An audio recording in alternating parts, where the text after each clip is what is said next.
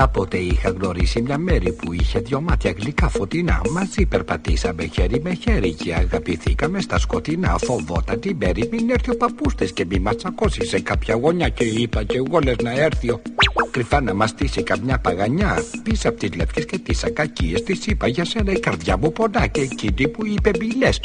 Τα ίδια έχεις πει και σε άλλες ξανά. Της είπα λοιπόν πως δεν είμαι της πλάκας. Για μένα πεθαίνουν γυναίκες πολλές. Μπορεί να πεθαίνουν μα δεν είμαι. Και δεν τις ανέχομαι τις προσβολές. Θα φύγω μου είπε αφού δεν σ' αρέσω. Κατάλαβα πλέον πως δεν μ' αγαπάς. Και τότε της είπα κι εγώ να σε. Αφού την αγάπη μου δεν εκτιμάς, δεν θέλω να φύγεις από την αυλή μου. Τα όσα μου κάνεις θα βγουν εξινά. Μαν πάλι μου φύγεις κι εγώ στο. Μια άλλη στη θέση σου θα βρω ξανά. Να φύγεις λοιπόν δεν κρατάω κακία. Μονάχος τα βράδια μου θα ξαγρυπνώ. Θα παίζω αμαλάκι και μια.